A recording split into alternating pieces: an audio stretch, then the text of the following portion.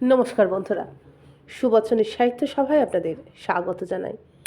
আজ আমি আপনাদের কাছে পড়ে শোনাব প্রিন্স দ্বারকানাথ ঠাকুরকে নিয়ে লেখা প্রথম উপন্যাস শ্রী রঞ্জন বন্দ্যোপাধ্যায়ের ডার্লিং দোয়ারকি।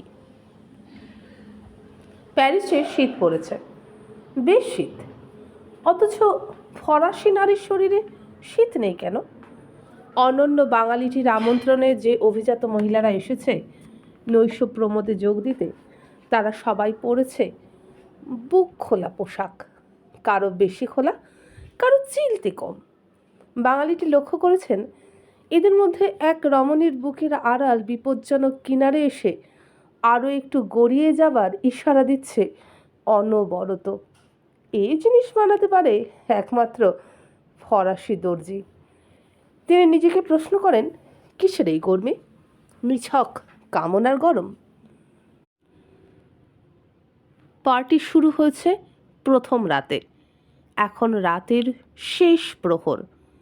এতক্ষণ মোহার্ঘ সুরাস্রোতে ভেসেছে আমন্ত্রিত নরনারী। ক্রমশ স্খলিত হয়েছে আচরণ, আলগা হয়েছে সংলাপ, টলমলে হয়েছে উচ্চারণ, চির ধরেছে সংকোচে, মুক্ত হয়েছে দ্বিধা, ঝাপসা হয়েছে শ্লীল অশ্লীলের বিভেদ। যা বলতে নেই, করতে নেই, এরকম রোম্যান্টিক বন্যতা, তাও কি অবলীলায় মিশে যাচ্ছে চর্চিত আভিজাত্যে। বড় জায়ার গালে আচমকা মায়া ঘন চুম্বন, পরপুরুষের আলিঙ্গনে মিশে যাওয়া নারীর সাবলীল আশ্লেষ। বাঙালিটি নিশ্চিত বুঝেছেন সুরাপানের মাধুর্য বাড়ায় মেয়েদের মাতলামি। তিনি দেশের কথা ভাবেন। কিছু বাঙালি আজকাল দেশি ছেড়ে বিলিতি ধরেছে ফরাসি সুরা আর ব্র্যান্ডি গিলছে বাইনাচের আসরে। এদের অধিকাংশই স্থূলরুচির অল্প শিক্ষিত বাঙালি। বাপ ঠাকুরদার জমিদারির টাকা ওড়াচ্ছে বেশ্যা বাইজির সঙ্গে মত্ত প্রমোদে। অভিজাত শিক্ষিত সংলাপী নারীর সঙ্গে সুরাপানের গৌরব, মাধুরী, তৃপ্তি এরা কখনো পেল না, কখনো জানল না ভালোবাসার মেয়েটির ঠোঁটে সুরার সুবাস কি লোভনীয়, তা কিভাবে জ্বালিয়ে দেয় আরও ঘন আদরের অভিপ্সা। বাঙালি পুরুষের শির দ্বারা কি কোনোদিন জানবে না সেই শিরশির? বাঙালি পুরুষ কি কোনো দিনও বুঝবে না সুরাসিক্ত নিবিড় চুমুর ইন্দ্রিয়াশক্তি? বাঙালিটির মনে পড়ে এস্থারের কথা। ইথার দুহিতা এস্থার, ব্রিটিশ অভিনেত্রী। আলাপ হয়েছে কলকাতায়, দেখা মাত্র প্রেমে পড়ে গেলাম। নাটক টাটক তেমন ধাতে আসে না, তবু বন্ধুদের পাল্লায় পড়ে যেতেই হলো। লেট নাইট শো, আমার জন্য নাকি স্পেশাল আয়োজন। ওথেলো, ডেসডিমোনা এস্থার স্টেজে এলো আর উপড়ে নিল আমার হৃদয়। অভিনয়, শেক্সপিয়ার টেক্সপিয়ার ওসব কিছু নয়, শুধু রূপ। আমার সমস্ত শরীর, সমস্ত মন চিৎকার করে উঠল, আমার চাই, এস্থারের সবটা আমার চাই। এতটুকু অন্য কাউকে দেব না, সবটা আমার। আমার স্ত্রীও খুব সুন্দরী, যাকে বলে টস টসে সুন্দরী। দুধে আলতা গায়ের রং, হাঁটলে মনে হয় যেন পায়ে পায়ে পদ্ম ফুল ফুটছে। ফর্সা মেয়ের এক পিঠ কালো চুল, টানা টানা কালো চোখ, কেমন যেন দেবী দেবী ভাব। বউ সুন্দরী হলে পুরুষের মাথা ঠিক থাকে না, আমারও মাথাটা গোল্লায় গেল। আমিও হেঁকে বলে দিলুম, ওরে কুমোরপাড়ায় খবর দে, এবার থেকে এবারে দুর্গা প্রতিমার মুখ হবে তোদের মা ঠাকরুনের মতো। আমার আজ্ঞা বলে কথা, অক্ষরে অক্ষরে পালিত হলো। বৃদ্ধ কুলপুরোহিত পুজোর প্রথম দিন মায়ের প্রাণ প্রতিষ্ঠা করে মুখের দিকে তাকালেন। দেখলুম তার সমস্ত শরীর দরদর করে ঘামছে। কাঁপতে কাঁপতে বসে পড়লেন তিনি। তারপর ফ্যাল ফ্যাল করে তাকালেন আমার দিকে। বললুম, যা দেখেছেন তা ঘটেছে আমার আজ্ঞায়। আপনাদের মা ঠাকুরুনী স্বয়ং দুর্গা। বৃদ্ধ পুরোহিত আর একটিও কথা বললেন না। সাষ্টাঙ্গ প্রণাম করে ফুঁপিয়ে ফুঁপিয়ে কাঁদতে লাগলেন। আর মনে হলো একটিবার যেন কাঁদতে কাঁদতে সর্বনাশ শব্দটি অস্পষ্টভাবে উচ্চারণ করলেন। কিন্তু আরও বড় সাহস দেখিয়েছি আমি। প্রিয়তমা এস্থারের মুখও আমাদের বাড়ির দুর্গা প্রতিমার মুখের আদলে হয়েছে। যাক, সেসব কথা। এতদিন পরে প্যারিসের এই পার্টিতে সারা রাত আমোদ করার পর হঠাৎ এস্থারের কথা কেন? Past is past, dead and গন। বাঙালির সুরাসক্ত দৃষ্টি ভোর রাতের পাখির মতো উড়ে গিয়ে ঝুপ করে বসে পড়ল টলমলো পায়ে সুরার গ্লাস হাতে ক্রমে কাছে এগিয়ে আসা লাস্যময়ী ফরাসি মধ্যবয়সিনীর উপচে পড়া বিভাজিকা নদীটির ধারে। প্রিয়তম দোয়ারকা, এসো, ধরা দাও আমার আলিঙ্গনে, সঁপে দাও নিজেকে, গ্রহণ করো আমার প্রণয়। এরম করে এত মানুষের সামনে কেউ প্রেম জ্ঞাপন করে? এই হলো ফরাসি আভিজাত্য। কি নির্লজ্জ, কি মেকি, কেমন যেন যাত্রা যাত্রা। কিন্তু তখনই দ্বারকানাথ ঠাকুর, বয়স 48, দেখতে পেলেন ফরাসি সুন্দরীর শাঁখের মতো সাদা বুকের ডান ধারে একটি ছোট্ট ব্রাউন তিল। লাল তিল দেখেছি, কালো তিল দেখেছি, কিন্তু খয়েরি তিল এই প্রথম। আলোর গতিতে ভাবে দ্বারকানাথ ঠাকুরের মন। মনের ইচ্ছে মুহূর্তে চলে যায় তার জিভে। দ্বারকানাথ বলে ফেলেন যা তিনি বলতে পারেননি, তিনি বলতে চাননি। I wish I could be that brown beauty spot right there.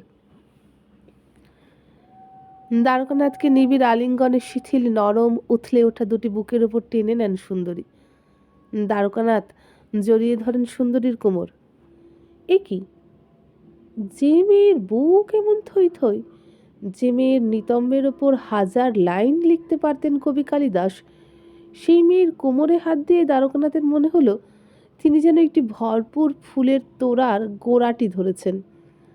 করসেটের বন্ধন কি আঁটোসাঁটো, কি নিষ্ঠুর, নির্মম। সমস্ত কোমরটাকে যেন নিংড়ে ছিপড়ে করে শীর্ণ করে দিয়েছে। দ্বারকানাথের ভারী মায়া হয়। বাঙালি মেয়েরা এইভাবে কোমর বাঁধলে কেমন হতো? তারা শুধু কোমর বেঁধে ঝগড়া করতে পারে, কিন্তু কোমরকে বাগে আনার কোনো চেষ্টাই নেই তাদের।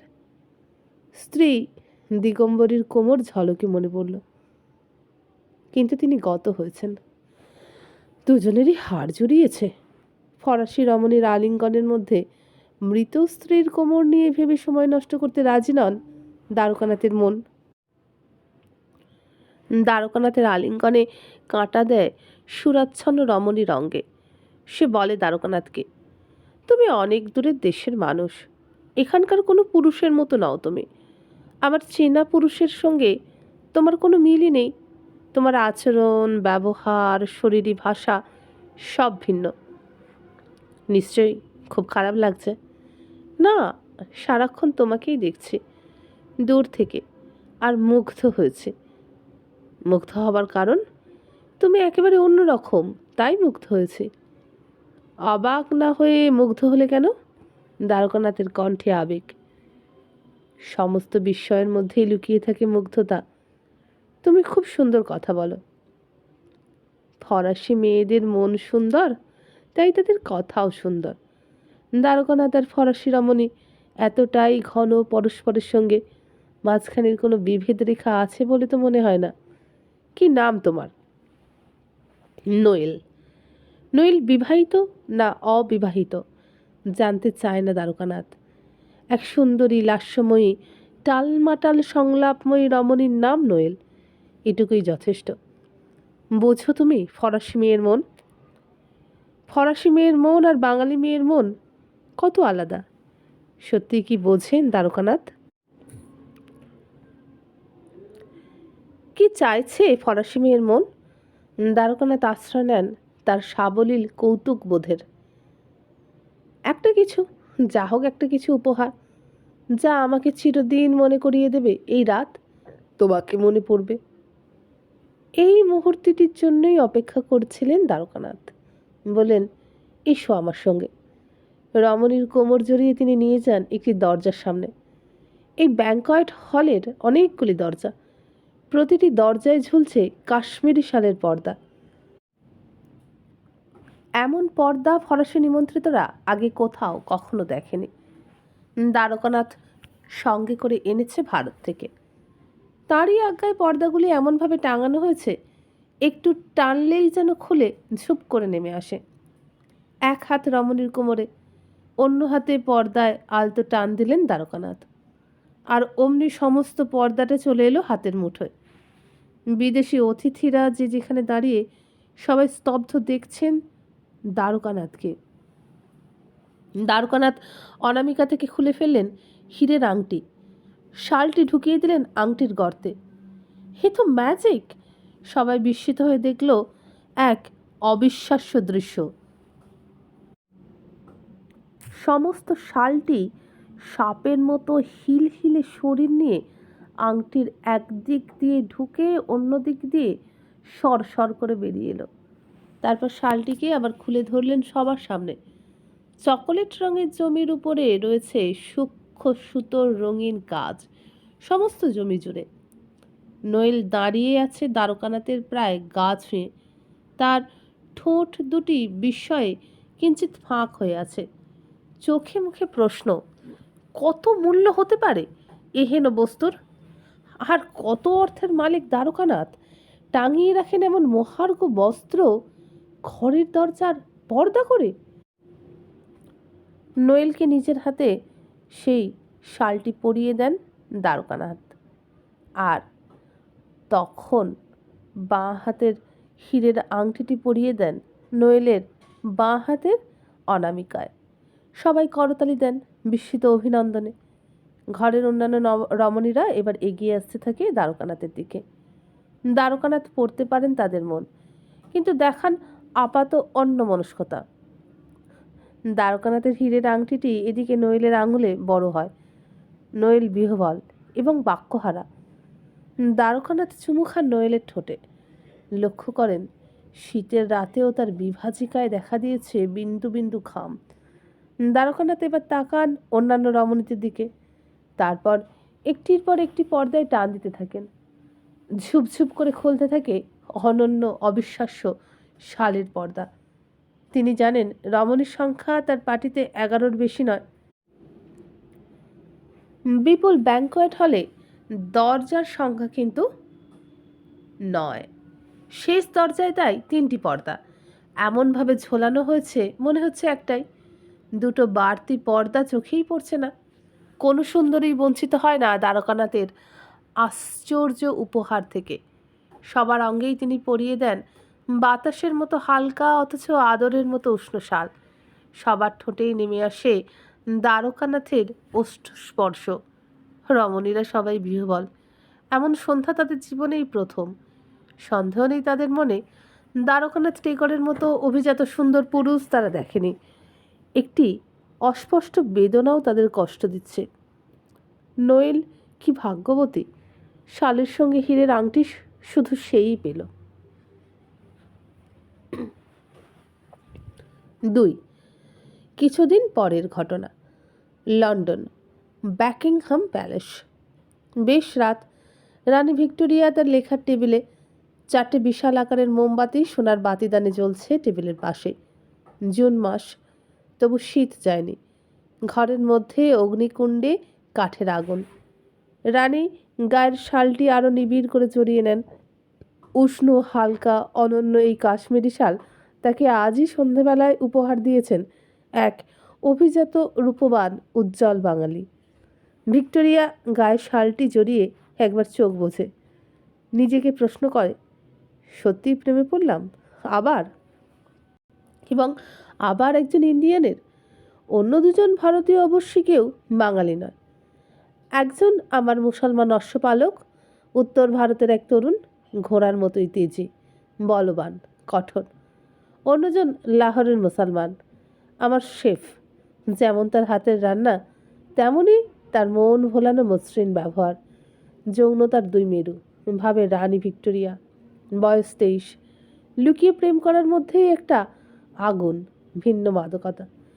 তুলনায় স্বামী ফিলিপের বিছানা স্যাঁতস্যাঁতে, শীতল, মাপা আদর, ঠান্ডা কথা, নিভিয়ে দেয় শরীর। অশ্বপালকের সঙ্গে অরণ্যে হারিয়ে যেতে ভালো লাগে ভিক্টোরিয়ার। অশ্বারোহীর বুকে হেলান দিয়ে বসে সে। দুরন্ত বেগে ছুটে চলছে ঘোড়া। ঘন ছায়া, গভীর গাছপালার আড়াল, ভিজে ভিজে জমি। দুজনেই নেমে পড়ে ঘোড়া থেকে। ভিক্টোরিয়ার আর তর সয় না। সে নেমেই বুকে টেনে নেয় অশ্বপালকের লোহার মতো পেটানো শরীর। ছায়ার মধ্যে বুনো ঘাসের ওপর ভিক্টোরিয়া বিছিয়ে দেয় তার গোলাপি অঙ্গ। তার 23 বছরের ছিপছিপে তনুর সমস্ত তৃষ্ণা, সমস্ত খিদের ওপর তেজি বলবান অশ্বপালক বিস্তার করে নির্ভীক, দ্বিধাহীন, আদিম প্রাবল্য। এই বহ্নিমান তীব্রতা, বলিষ্ঠ পুরুষটির দমন ক্ষমতার সবটুকু, পরনারী গমনের সমস্ত উন্মাদনা, শোষণ এবং তাপন সারা শরীর দিয়ে উপভোগ করে যৌবনবতী নারীটি। একসময় দুজনেরই আশঙ্ক লিপ্সা সম্পূর্ণ তৃপ্ত হয়। অরণ্যের ছায়া তখন তাদের দেহের মতোই ঠান্ডা হয়ে এসেছে। এবার তো ফিরতে হবে দায়িত্বশীল, নিষ্ঠাবান, নিয়ন্ত্রিত প্রাত্যহিক জীবনে। লাহোরের মুসলমান শেফ মধ্যবয়সী। তার হাতের রান্না খেয়ে মুগ্ধ ভিক্টোরিয়া। এই মুগ্ধতাই তাকে টেনে নিয়ে গেছে শরীরের স্বাদ আহ্লাদে। লাহোরের পাচক ভিক্টোরিয়ার ব্যক্তিগত শেফ। স্বামী অ্যালবার্ট ডিনার সেরে নেন সন্ধ্যে 6টার মধ্যে। ডিনার খেয়ে চলে যান লাইব্রেরিতে। অনেক রাত পর্যন্ত বইয়ে ডুবে থাকে পণ্ডিত অ্যালবার্ট। তার শরীরে চাহিদা নেই, ডাক পড়ে শেফের। ভিক্টোরিয়া গল্প করে। ধীরে ধীরে লাল সুরার ঘোর লাগে তার মনে। শয়নঘরের পাশেই ছোট্ট একটি অ্যান্টিক রুম। একান্তভাবে ভিক্টোরিয়ার। শেফকে ডাকে ভিক্টোরিয়া। শেফ জানে কি করতে হবে। পোশাকটি ধীরে ধীরে খুলে দিতে হবে শরীর থেকে। সেলিম, কি সুন্দর তোমার আঙুলগুলো, শিল্পীর আঙুল। তুমি বাঁশি বাজাও না কেন? কেন আঁকো না ছবি? শেফকে প্রায় বলে ভিক্টোরিয়া। তুমিই তো আমার সুর, আমার ছবি। ঠিক তো। সেলিম দুটি গোলাপি জাগ্রত রূপের ওপর দীর্ঘ ঘন চুমু খায়। তোমার চুমুতে আলাদা মশলা আছে শেফ। এই ম্যারিনেশন আর কারো চুমুতে নেই। মধ্যবয়সী শেফ শুধু তৃষ্ণা জাগায়। সেই তৃষ্ণা তৃপ্ত করে অশ্বপালক। নারীটি মনে মনে হাসে। তার কোনো অভাব নেই, এই ভালো। 3, অশ্বপালক বা শেফ। কারো কথাই আজ ভাবতে ভালো লাগছে না ভিক্টোরিয়ার। আজ বিকেলটুকু আচ্ছন্ন করে রেখেছে এক অভিজাত, রূপবান, শিলিত, মার্জিত, অবিশ্বাস্য ধনবান এক বাঙালি। এতটুকু জড়তা নেই তার সাবলীল ব্যবহারে। মনেই হয় না কোনো পরাধীন দেশের মানুষ। ভুলতে পারবো না কোনো দিন এই মানুষটিকে। প্রতিদিন কত মানুষের সঙ্গেই তো দেখা হচ্ছে, কিন্তু ডার্লিং দোয়ার কি অন্য রকম। এই রকম পুরুষ এই প্রথম দেখলুম। সে যখন হাঁটু গেড়ে বসে আমার হাতের আঙুলে চুমু খেলো, আমার সমস্ত অন্তর তাকে আলিঙ্গন করে প্রিন্স বলে ডাকলো। ডার্লিং ডোয়ার্কি, মাই প্রিন্স। তোমার সঙ্গে কথা বলে আমি মুগ্ধ। আমাকে মুগ্ধ করেছে তোমার বাচনভঙ্গি, তোমার মুখের ভাষা, তোমার আদব কায়দা, সহবত ব্যবহার। প্রিন্স, তুমি আমাকে জিতে নিয়েছ। ডার্লিং দোয়ার্কি, আমার সমস্ত মন তোমাকে ডাকছে মাই প্রিন্স বলে। কোথায় তুমি শিখেছো এমন নির্ভুল, নিখুঁত, অভিজাত ইংরেজি? কোথায় পেলে এমন মসৃণ উচ্চারণ, এমন আদুরে অ্যাকসেন্ট, এমন রমণীয় ভাষা? সন্দেহ নেই প্রিন্স, তোমার রক্তের রং নীল। সন্দেহ নেই তুমি নিশ্চয়ই কোনো রাজার ছেলে, আভিজাত্যের সন্তান। তুমি যখন আমার চুমু খেলে আমার সমস্ত শিরদাঁড়া শিরশির করে উঠল, শিউরে উঠল মন। তোমাকে নিমন্ত্রণ করব কদিন পরেই আমার সঙ্গে ডিনারে। সেদিন আরও অনেকক্ষণ ধরে বুঝবো তোমাকে, আরও কাছ থেকে দেখব। পাবো তোমার লাবণ্যময় সান্নিধ্যের আরাম, পাবো তোমার অপূর্ব উপস্থিতির উত্তাপ। তোমার প্রণয়ে আরও গহন হব মাই ডার্লিং। তুমি অনেক দূরের দেশের মানুষ, থাকতে আসনি এখানে জানি। যেমন এসেছো হঠাৎ একদিন চলেই যাবে, তাই সময় নষ্ট করার সময় নেই আমার।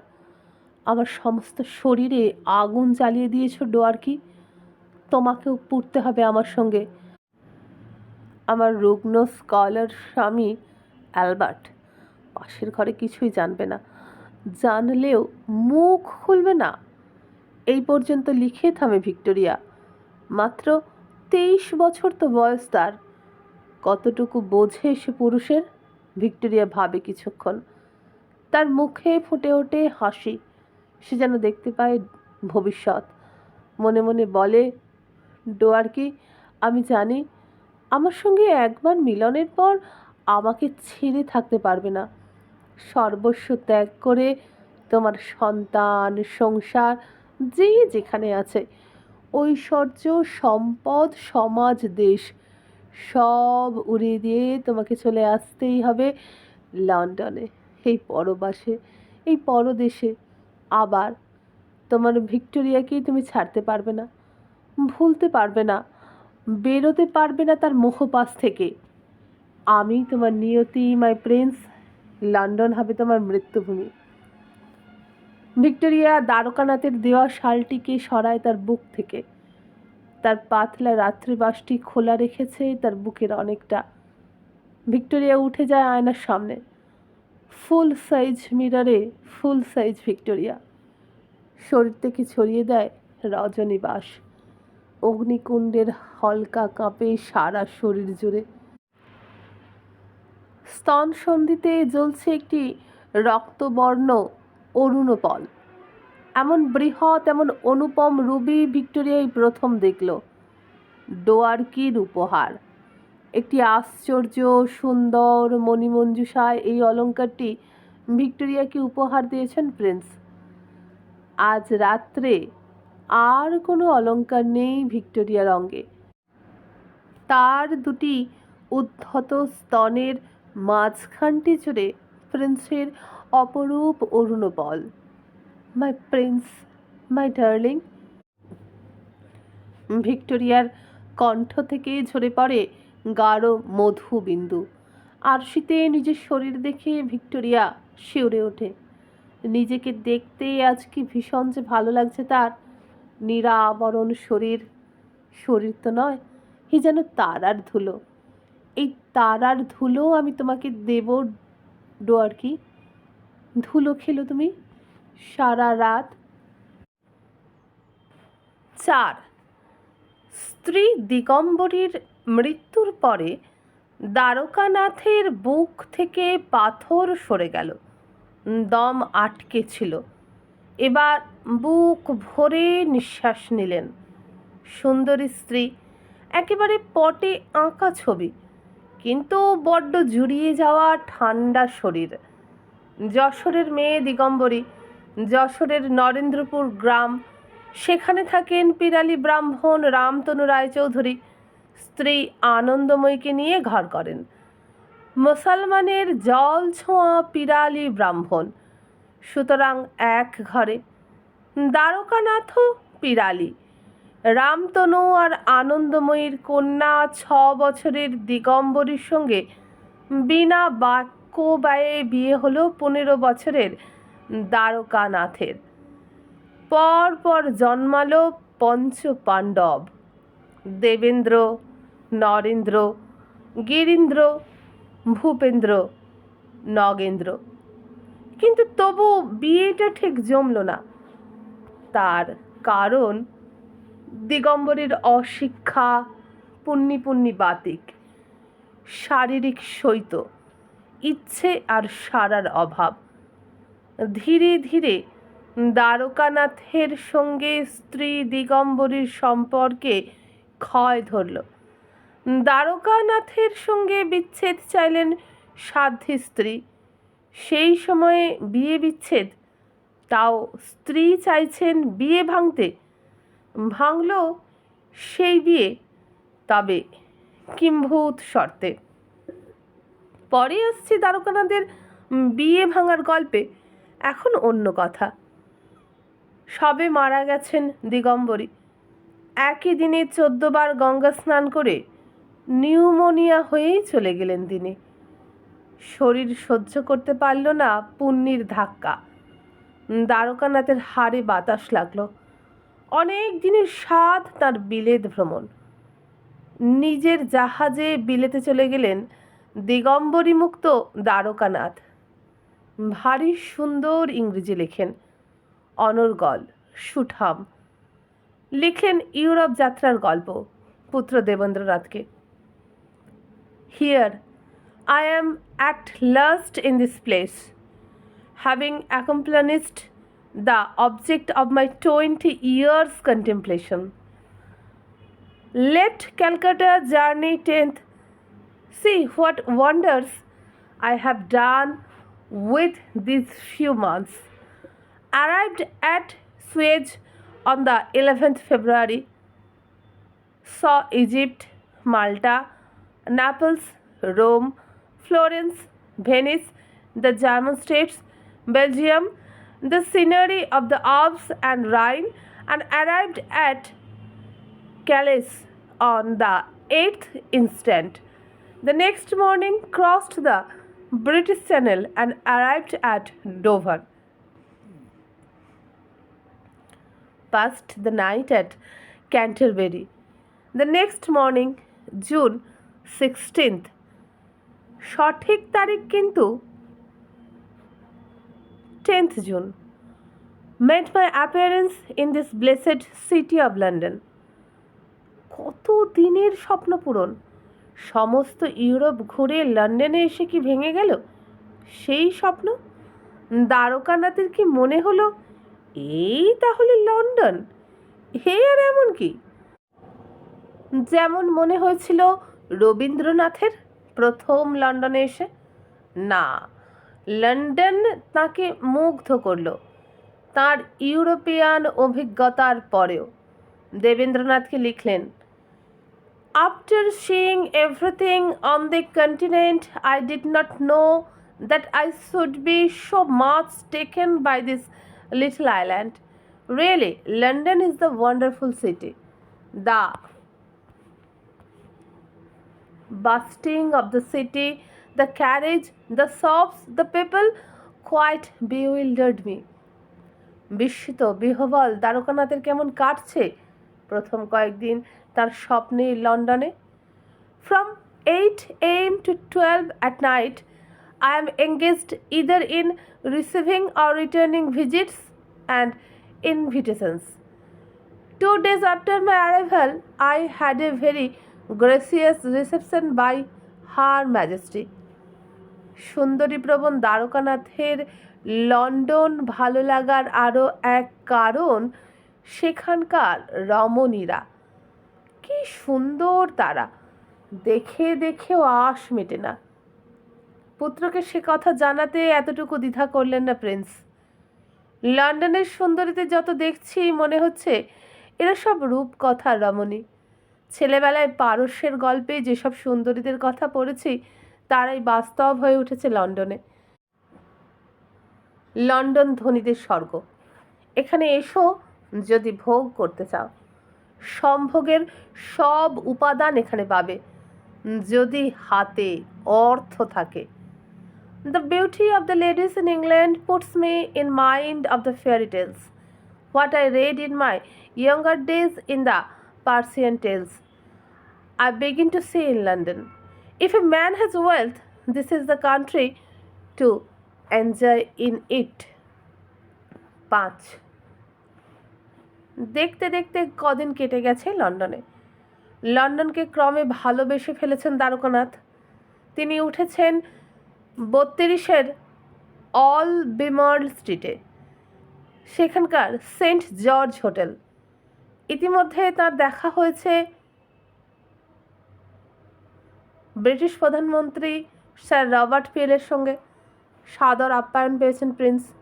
পরাধীন দেশের মানুষ বলে কেউ তাকে অবজ্ঞা করছে না। খবর রটে গেছে স্বয়ং রানী ভিক্টোরিয়া দ্বারকানাথে মুগ্ধ। র্যাডিক্যাল নেতা লর্ড ব্রাউহাম দ্বারকানাথকে নিমন্ত্রণ করেছেন। তিনিই তো ব্রিটিশ ইন্ডিয়া সোসাইটির প্রবর্তক। এমন ইংরেজের আতিথ্যে কৃতজ্ঞ বোধ করেন দ্বারকানাথ। এরপর দ্বারকানাথের আলাপ এবং বন্ধুত্ব হলো লর্ড ফিৎজেরাল্ডের সঙ্গে। ইংরেজ লর্ড ধনী ও উন্নাসিক, কিন্তু যতই কথা বলছেন দ্বারকানাথের সঙ্গে ততই একই সঙ্গে বিস্মিত ও মোহিত হচ্ছেন লর্ড ফিৎজেরাল্ড। প্রথমে নাখুঁজকে ছিলেন ভারতীয় নেটিভের নামে, কিন্তু আলাপের কিছুক্ষণের মধ্যেই বুঝতে পারলেন উন্নাসিক ব্রিটিশ লর্ড দ্বারকানাথের মতো অভিজাত, ধনী, সুদর্শন ও ব্যবহারী সৌকুমার চেয়ে অনন্য পুরুষ লন্ডনেও বেশি নেই। কেমন দেখলে দ্বারকানাথকে? লর্ড ফিৎজেরাল্ডের কাছে জানতে চান রানী ভিক্টোরিয়া। এমন অভিজাত, বিত্তমান, উজ্জ্বল মানুষ ভারত থেকে বিশেষ আসেনি এদেশে, বললেন ফিৎজেরাল্ড। রানীর নীল চোখ দুটি যেন দপ করে জ্বলে ওঠে। লক্ষ্য করলেন লর্ড, বললেন, ইয়োর ম্যাজেস্টি, আপনার সঙ্গে আলাপ করিয়ে দেবার ইচ্ছা আছে।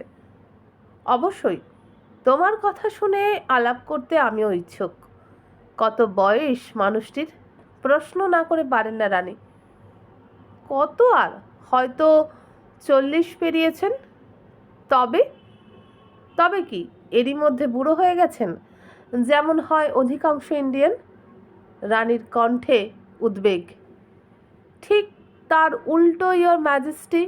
কথাটা বলে মজা পান লর্ড ফিৎজেরাল্ড। রানী ভিক্টোরিয়ার ব্যক্তিগত জীবন তার অজানা নয়। রানীর উদ্বেগ লক্ষ্য করেন তিনি। একটু ভেবে বলেন, এই মানুষটির যৌবন এখনো চলে যায়নি। সত্যি কথা বলতে কি, যেমন রূপ তেমন আভিজাত্য। তাহলে কালই তুমি সঙ্গে করে নিয়ে এসো, আলাপ করিয়ে দাও। তোমার রুচিতে আমার বিশ্বাস আছে। আশা করি আমার সময় নষ্ট হবে না। 16 জুন দ্বারকানাথের সঙ্গে রানী ভিক্টোরিয়ার আলাপ করিয়ে দিলেন Lord ফিৎজেরাল্ড।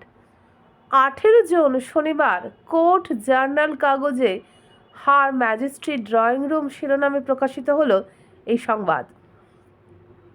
Dwarkanath Tagore, zamindar, was presented by Lord Fitzgerald to Her Majesty Queen Victoria, also to Prince Albert, to the Duchess of Kent and the Duke of Wellington.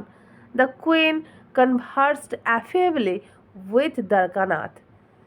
সেই রাত্রে লর্ড ফিৎজেরাল্ড রানীর কাছ থেকে একটি নোট পেলেন। The Brahmin speaks English remarkably well and is a very intelligent, interesting man. নোটটি পড়ে মুচকি হাসলেন ফিৎজেরাল্ড। যা বোঝবার তিনি বুঝে গেছেন। তার চোখের সামনে পাশাপাশি ফুটে ওঠে দুটি দৃশ্য। এক, অনেক রাত, তার পড়ার ঘরে বইয়ের মধ্যে ডুবে আছেন রুগ্ন, ফ্যাকাশে, উদাসীন পণ্ডিত অ্যালবার্ট। 2, ঘরের পাশে অ্যান্টিরুমে দরজা বন্ধ করলেন রানী ভিক্টোরিয়া। তৃষ্ণার্ত, ক্ষুধার্ত তিনি। তার সামনে এক অভিজাত ভারতীয়, এতই সুদর্শন যে কোনো রকম বিচার করতে চায় না মন, আচ্ছন্ন করে দেয় সেই রূপ। 6, আরও 1 সপ্তাহ কেটে গেল লন্ডনে। 23 জুন ব্রিটিশ ট্রুপসের মার্চ পাস্ট দ্বারকানাথের জন্য। এইভাবে রানী ভিক্টোরিয়া বিশেষ সম্মান প্রদর্শন করছেন ডার্লিং ডোয়ার্কিকে। অন্যান্য অভিজাত অতিথিদের থেকে দূরে স্বয়ং কুইন ভিক্টোরিয়ার সঙ্গে এক স্বতন্ত্র বৃত্তে বসেছেন প্রিন্স দ্বারকানাথ। দ্বারকানাথকে ব্রিটিশ সরকার প্রিন্স উপাধি দেননি, কিন্তু কি এসে যায় তাতে? স্বয়ং রানী তাকে প্রিন্স বলে। তিনি যে ইন্ডিয়ার প্রিন্স তাতে তার মনে সন্দেহ নেই।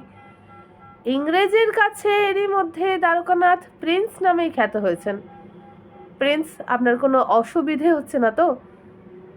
প্রিন্স, আপনি কি তৃষ্ণার্ত? প্রিন্স, কেমন লাগছে লন্ডন? প্রিন্স, এই কদিনেই হোমসিক হয়ে পড়লেন না তো? প্রিন্স, চার্লস ডিকেন্স একটিবার তাঁর একখানি নতুন উপন্যাস নিয়ে আপনার সঙ্গে দেখা করতে চান, একটু সময় দিতে পারবেন তাকে? প্রিন্স, উইলিয়াম থ্যাকারের নাম নিশ্চয়ই শুনেছেন। নিশ্চয়ই লেখক হিসাবে তার খ্যাতি ইন্ডিয়াতে পৌঁছেছে। তিনি আপনার দর্শন প্রার্থী, একটু যদি সময় দেন। রানী ভিক্টোরিয়ার মনে একটি প্রশ্ন, খুবই জরুরি প্রশ্ন, নিঃসন্দেহে। প্রিন্স কি বিবাহিত?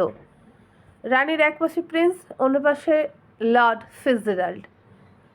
প্রিন্সের আর এক পাশে স্বামী অ্যালবার্ট। অ্যালবার্টের প্রিন্স মশগুল হয়ে কথা বলছে। এই সুযোগ। ফিটস, ফিসফিস করে ডাকে ভিক্টোরিয়া। ইয়েস, ইয়োর ম্যাজেস্টি, সাড়া দেয় ফিটজেরাল্ড। প্রিন্স কি বিবাহিত? মারা গেছে, ফিসফিস করে বলে ফিটজেরাল্ড। কে মারা গেছে? বউ। ফিটস, কিছুই খোঁজ রাখো না দেখছি। হিন্দুরা যত খুশি তত বিয়ে করতে পারে। পারে ইয়োর ম্যাজেস্টি, কিন্তু প্রিন্স বুদ্ধিমান, করেনি। ঠিক জানো? ঠিক জানি। I am sorry to hear he has lost his wife. Fitzgerald মুচকি হেসে আর চোখে তাকায়। ভিক্টোরিয়াকে বেশ প্রফুল্লই লাগে তার। আজ রাত্রে কিন্তু বাকিংহাম প্যালেসে ডিনার, মনে আছে তো প্রিন্স? প্রশ্ন করে ভিক্টোরিয়া। অবশ্যই মনে আছে। ডিনারের পরে অনেকক্ষণ জাগতে পারবে তো? পারবো। তোমার সঙ্গে আজ আমার অনেক কথা আছে প্রিন্স। আমি শ্রোতা হিসেবে খারাপ নয়, শুধু শুনলে হবে না প্রিন্স। দ্বারকানাথ শুধু তাকান ভিক্টোরিয়ার দিকে, কিছু বলেন না। বিকেলের দিকে কেমন যেন ক্লান্ত লাগছে দ্বারকানাথের। সুরাপান কি বেশি হয়ে গেল? রাত্রে আর সুরা নয়, ব্র্যান্ডি, তাতে ক্লান্তি কাটবে। বেশি সুরাপান করলে ঘুম ঘুম লাগে। ব্র্যান্ডিতে সুরার নেশা কাটবে বলে দ্বারকানাথের বিশ্বাস। ভিক্টোরিয়ার কথায় ইশারা পেয়েছেন দ্বারকানাথ। অনেক রাত পর্যন্ত জাগতে হবে, অনেক কথা আছে। শুধু কথা। ভেলভেটের ছোট্ট বাক্সটি আলোর কাছে নিয়ে খোলেন প্রিন্স। মোমবাতির আলোয় ঝলমল করে উঠল বাক্সের মধ্যে সযত্নে রক্ষিত একটি বৈদুর্যমণি। সারা পৃথিবীতে আরও একটি এমন বৈদুর্যমণি আছে কি? কোথাও পাওয়া যাবে এর জোড়া? বোধহয় না, দ্বারকানাথ বলেন মনে মনে। বাক্সটি বন্ধ করে জামার পকেটে রেখে দেন। আজকে ডিনার একটু দেরি করেই যাবেন দ্বারকানাথ। আভিজাত্যের স্বাক্ষর সেটাই, মনে হয় তার। বাকিংহাম প্যালেসের ব্যাংকয়েট হলে একেবারে একসঙ্গে প্রবেশ করেন তারা। কুইন ভিক্টোরিয়া, পাশে প্রিন্স কনসার্ট অ্যালবার্ট। অন্য একটি দরজা দিয়ে রাজকীয় ভঙ্গিতে প্রবেশ করেন প্রিন্স দ্বারকানাথ। সকলে উঠে দাঁড়ায়। প্রিন্স দ্বারকানাথ গটগট করে এগিয়ে যান রানীর সামনে। অনিন্দ সুন্দর হাসিটি ঠোঁটে এনে হাঁটু গেড়ে সম্মান জ্ঞাপন করেন রানীকে। তারপর তার জন্য নির্ধারিত আসনে বসে পড়েন তিনি। পাশের আসনটি রানী ভিক্টোরিয়ার। লর্ড ফিটজেরাল্ড বেশ কিছুটা দূরে, এমনকি অ্যালবার্ট তিনিও দূরে। এমন কাণ্ড যে রানীর আদেশেই ঘটেছে কারো বুঝতে দেরি হয় না। অনেক অভিজাত ইংরেজ লুকোতে পারে না সংশয় ও বিরক্তি। ভিক্টোরিয়া তখনও অপরিণত। ইন্ডিয়ান প্রিন্সকে নিয়ে এই বাড়াবাড়িটা ঠিক হচ্ছে না। শোনা যাচ্ছে 23 বছরের ভিক্টোরিয়া এমনই মজেছে প্রিন্স দ্বারকানাথে যে তিনি তাকে অফিসিয়াল প্রিন্স উপাধি দেবেন। অসম্ভব, কিছুতেই ঘটতে দেয়া যাবে না এই ঘটনা। চোয়াল শক্ত হচ্ছে রাজপরিবারের অনেকেরই। লর্ড ফিটজেরাল্ড ভিক্টোরিয়ার বন্ধু, তিনি মজা দেখছেন পরিপাটি দূরত্ব থেকে। দ্বারকানাথ তাকালেন সামনে। তিনি কি স্বপ্ন দেখছেন? ঠিক তার উল্টো দিকে যারা বসেছেন নির্ধারিত আসনে, তাদের মধ্যে একজন চার্লস ডিকেন্স, অন্যজন উইলিয়াম থ্যাকারে। ইন্ডিয়াতে আপনার লেখা বেশ জনপ্রিয়, শিক্ষিত ভারতীয় অনেকেই আপনার ভক্ত। কিন্তু মিস্টার ডিকেন্স, আপনি আমাদের দেশে এখনও তেমনভাবে পৌঁছননি। তবে আমি বোধহয় এ পর্যন্ত আপনার লেখা সব বই পড়েছি। তুলনাহীন আপনার পিকুইক পেপার্স, কী যে মজা পেয়েছি। আর অলিভার টুইস্ট পড়েননি? অবশ্যই পড়েছি। ওল্ড কিউরিওসিটি শব্দ জাহাজে পড়তে পড়তে এলাম। আমি ভাবি বাংলা ভাষায় কবে এমন উপন্যাস লেখা হবে। ভিক্টোরিয়ার মধ্যে মুগ্ধতা মিশে যায় শ্রদ্ধায়। প্রিন্স একদিকে জমিদার, অন্যদিকে তার নানা রকম বাণিজ্য। তবুও ইংরেজি সাহিত্য এইভাবে কখন পড়ে? সময় পায় কি করে? Extra ordinary time management. Prince, তুমি নিশ্চয়ই মিস্টার থ্যাকারের লেখা তত বেশি পড়োনি। যদিও বললে মিস্টার থ্যাকারে মিস্টার ডিকেন্সের চেয়েও এখন ইংল্যান্ডে বেশি পপুলার। মিস্টার থ্যাকারের লেখা পড়ব না? কোন শিক্ষিত ইন্ডিয়ান থ্যাকারের লেখা না পড়েছেন? তবে আমার মনে হয় এখনও আপনার সবচেয়ে বড় লেখাটা আপনি লেখেননি। আপনার আসল আত্মপ্রকাশ এখনও ঘটেনি মিস্টার থ্যাকারে। থ্যাকারের মুখটা ফ্যাকাশে দেখায়। তিনি নিজেকে সামনে নিয়ে বলেন, আমি কিন্তু আপনার শহরের লোক। আমি শুনেছি মিস্টার থ্যাকারে, আপনি কলকাতায় জন্মেছিলেন। আপনার বাবা বোধহয় ইস্ট ইন্ডিয়া কোম্পানিতে চাকরি করতেন। ঠিক। বাবা মারা যান 3 বছর বয়স তখন আমার। তাহলে 3 বছর বয়স পর্যন্ত কাটিয়েছেন কলকাতায়? না না, আরও 3 বছর কাটিয়েছে। 6 বছর বয়সে প্রথম লন্ডনে মার কাছে ফিরে এলাম। কলকাতার কিছু মনে আছে এখনো? হ্যাঁ, গঙ্গা, কি সুন্দর নদী। আমার কোন বইটি আপনার ভালো লেগেছে প্রিন্স? প্রশ্ন করেন থ্যাকারে। যে বই বিশেষ কেউ পড়েনি, the yellow plus papers. Thackeray অবাক হয়ে তাকান দ্বারকানাথের দিকে। আমি তো ভেবেছি আমিই থ্যাকারের ওই বইটার একমাত্র পাঠক। প্রিন্স অ্যালবার্টের একথা শুনে টেবিলে অনেকেই হেসে ওঠেন।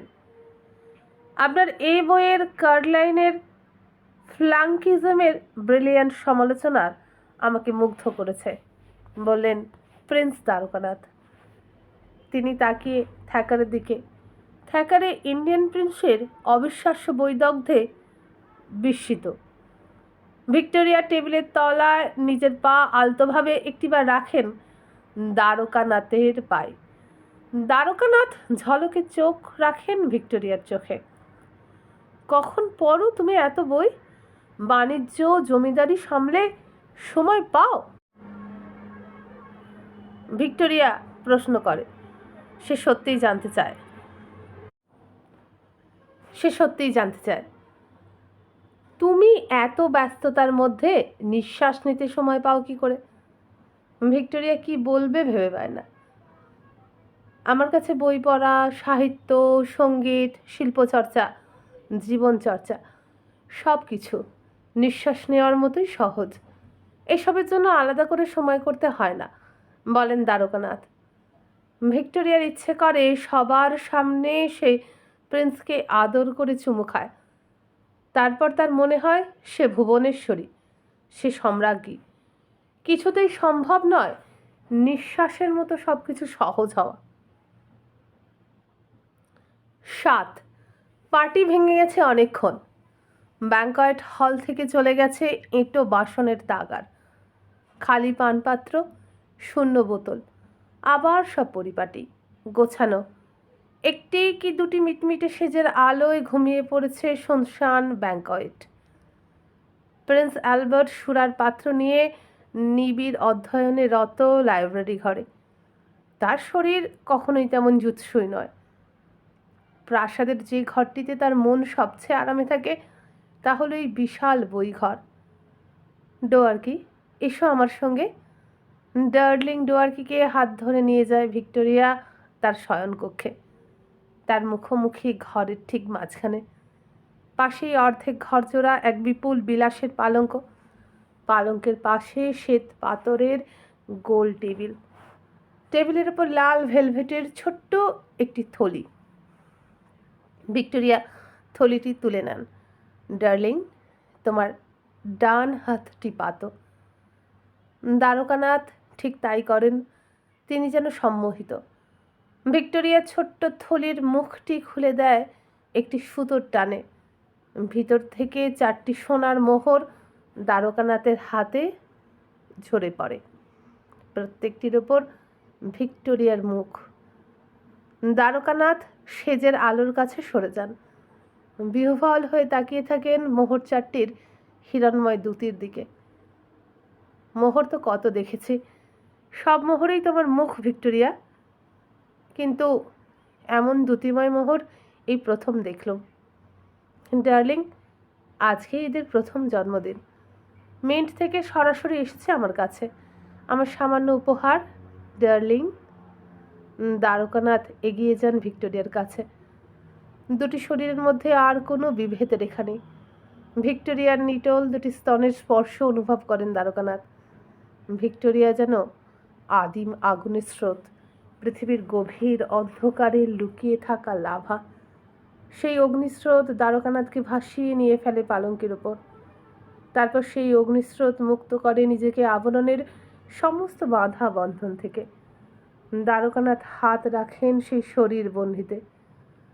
নারী কম দেখেননি তিনি, কিন্তু এমন কামনা বর্ণিত তারল্য দেখেছেন কি কখনো? দ্বারকানাথের মনে পড়ে তিনি জামাটি খুলে ফেলার আগে পকেটের ভিতর থেকে বার করে আনেন বৈদুর্যমণিটি। ভিক্টোরিয়া চোখের সামনে ধরেন সেটি। ভিক্টোরিয়া অবাক হয়ে তাকান। তার মুখে কথা নেই। নীলা যে এত বড় হতে পারে সে ভাবতেই পারছে না। নীলকান্ত মণিটিকে সেজের আলোয় ধরেন দ্বারকানাথ। মায়াময় নীলচে আলোয় ভিক্টোরিয়ার স্তন দুটি যেন নীল দুটি পদ্ম মনে হয় দ্বারকানাথের। তিনি ধীরে ধীরে নীলকান্ত মণিটিকে রেখে দেন নীল দুটি পদ্মের মাঝখানে। তারপর মৃদু কণ্ঠে বলেন, ঈশ্বর তার সবচেয়ে সুন্দর কবিতাটি আজ এই মুহূর্তে রচনা করলেন না।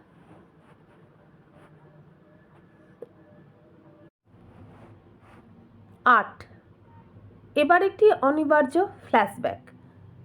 1842-এর লন্ডন থেকে এই উপন্যাসের কাহিনী পিছিয়ে যাচ্ছে 58 বছর। সাল 1784। স্থান কলকাতার চিতপুর। পাথরিয়া ঘাটা থেকে এগিয়ে চলেছি আমরা চিতপুরের পশ্চিম প্রান্তের দিকে। কিছু দূর এগিয়েই বুঝতে পেরেছি বাকি পথ নাক চেপে যেতে হবে। পথের পাশে মজে যাওয়া নালা, ডাঁই হয়ে জমেছে পচা আবর্জনা। তবে চিতপুরের দক্ষিণ পূবটা অন্যরকম। সেখানে নালার বদলে বেশ টলমলে একটু পুকুর। পুকুরের পাড়ে সারি দিয়ে নারকেল গাছ, সুপারি আর তেঁতুল গাছের ছায়াতেও পুকুর পাড়টি মনোরম। যে মানুষটি ভর দুপুরে পুকুরে স্নান করতে নামলো তাকে চেনেন না তো? মানুষটিকে এই পাড়ার সবাই চেনে। নাম বৈষ্ণব শেঠ। গোষ্ঠীপতি বলে লোকে তাকে মান্য করে। আজকে এই ঘটনা ঘটতে চলেছে আমাদের চোখের সামনে, যে ঘটনা না ঘটলে জোড়াসাঁকোর ঠাকুর বাড়ির পত্তনই হতো না। বুঝতেই পারছেন ঘটনাটির সঙ্গে এই উপন্যাসের নায়ক দ্বারকানাথের যোগসূত্র অনস্বীকার্য। বৈষ্ণব শেঠ পুকুরে ডুব দিয়ে তাকালেন অপর পাড়ের পানে। সেখানে এক দীর্ঘাঙ্গ গৌরবর্ণ ভারী সুপুরুষ এক ব্রাহ্মণ গাছের ছায়ায় গৃহদেবতা লক্ষ্মী জনার্দনকে ভোগ দিচ্ছেন। এই ব্রাহ্মণকে যে প্রথম দেখলেন বৈষ্ণব শেঠ তা নয়, প্রায়ই দেখেন। ওই তেঁতুল গাছের তলাতেই যে ব্রাহ্মণ সপরিবারে ঘর বেঁধেছে তাও জানতে বাকি নেই শেঠের। ওই ব্রাহ্মণকে আমার সঙ্গে একবার এসে দেখা করতে বলো। স্নান সেরে বাড়ি ফিরে বৈষ্ণব শেঠ বললেন তার এক ভৃত্যকে। পরের দিন ব্রাহ্মণ এলো শেঠের বাড়ি। আমি শুনেছি আপনি সপরিবার তেঁতুলতলায় আশ্রয় নিয়েছেন। আপনাকে দেখে মনে হয় আপনি খুবই সৎ ও ধার্মিক মানুষ। আপনার নাম যে নীলমণি তাও আমার অজানা নেই। আমার একটি নিবেদন আছে। নীলমণি কিঞ্চিৎ বিস্মিত, নম্রভাবে ধীর কণ্ঠে বলে, বলুন, যা বলতে আমাকে ডেকে পাঠিয়েছেন। ব্রাহ্মণের নম্র কণ্ঠেও একটি তেজের ভাব অনুভব করে বৈষ্ণব শেঠ। সে বলে, আপনি নিশ্চয়ই সামনেই শান্তিরাম সিংহের বাগান বাড়িটা চেনেন। সেই বাগানের পাশে আমারও একটু জমি জায়গা আছে। আমি জানি, বলেন নীলমণি। সেই জমির একটি অংশ আমি আপনাকে দান করতে চাই। আমার ইচ্ছে আপনি একটি ঘর বানিয়ে সেখানে আপনার পরিবার ও গৃহদেবতার সঙ্গে বাস করুন। কিন্তু আমি অব্রাহ্মণের দান গ্রহণ করতে অপারগ, বলল নীলমণি। আমি জানতাম আপনি এই কথা বলতে পারেন, তাই আমি ঠিক করে রেখেছি আমি ওই জমিটুকু আপনার গৃহদেবতা লক্ষ্মী জনার্দনকেই দান করব। তাতে নিশ্চয়ই আপনার আপত্তি নেই। বৈষ্ণব শেঠের কাছে পাওয়া লক্ষ্মী জনার্দনের সেই জমিটুকুতে সামান্য একটি চালা ঘর তৈরি করে বাস করতে লাগলো নীলমণি ঠাকুর। এই নীলমণি ঠাকুরই দ্বারকানাথের ঠাকুরদা, আর চিতপুরে তেঁতুলতলায় ওই চালাঘরই প্রথম ঠাকুর বাড়ি। নীলমণির ছেলে রামমণি আর রামমণির ছেলে দ্বারকানাথ। তবে গল্পটা অত সহজ নয়, কিঞ্চিৎ আঁকাবাঁকা, অস্বীকারের জো নেই। রামমণির দুটি বিয়ে। প্রথম বিয়ে থেকে রামমণির দুই ছেলে, রাধানাথ, দ্বারকানাথ। রামমণির কিন্তু একটি দাদা আছে, নাম রামলোচন। রামলোচনের কোনো সন্তান হলো না। সে দত্তক নিল ছোট ভাই রামমণির ছেলে দ্বারকানাথকে। দ্বারকানাথ রামলোচনের স্ত্রী অলকা সুন্দরীকে মা বলে চিনল। তার গর্ভধারিণী মা মেনকা সুন্দরী মারা গেল অলকা সুন্দরী দ্বারকানাথকে দত্তক নেবার কিছুদিনের মধ্যে। দ্বারকানাথ তখন একেবারে শিশু, আপন মনে খেলছে বাড়ির উঠোনে। এক সাধু ঢুকলো ভিক্ষে চাইতে। সাধু শিশু দ্বারকানাথকে দেখে অবাক হয়ে নিরীক্ষণ করে, তারপর শিশুটিকে কোলে তুলে নিয়ে হাঁক দেয়, মা জননী, কোথায় আপনি? বেরিয়ে আসুন, রাজ দর্শন করে যান। সাধুর ডাকে রামলোচনের স্ত্রী অলকা সুন্দরী এবং রামলোচন স্বয়ং বেরিয়ে আসে উঠোনে। দেখে সাধুর কোলে দ্বারকা, ভারী আহ্লাদদার।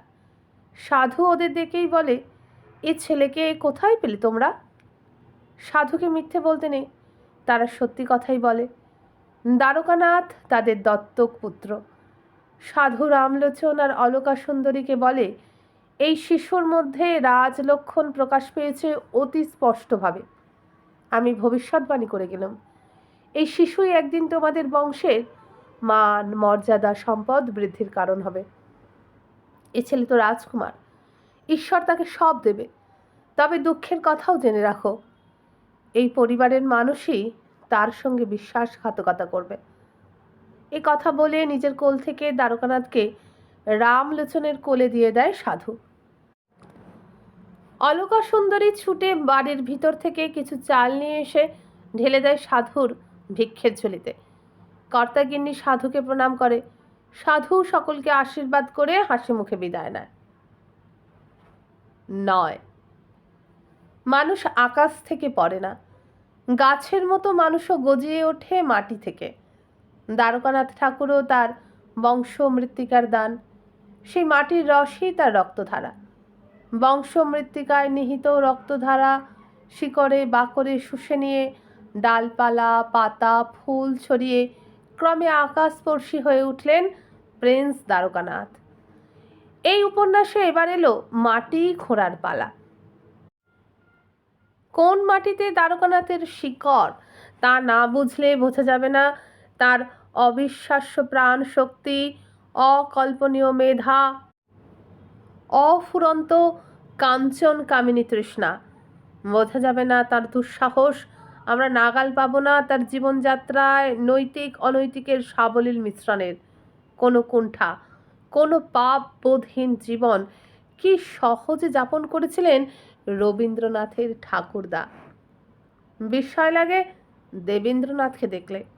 আমি ভালো মন্দের কথা বলছি না, শুধু বলছি কোন বাপের কি ছেলে, কোনো মিল নেই, কি চরিত্রে কি মনে।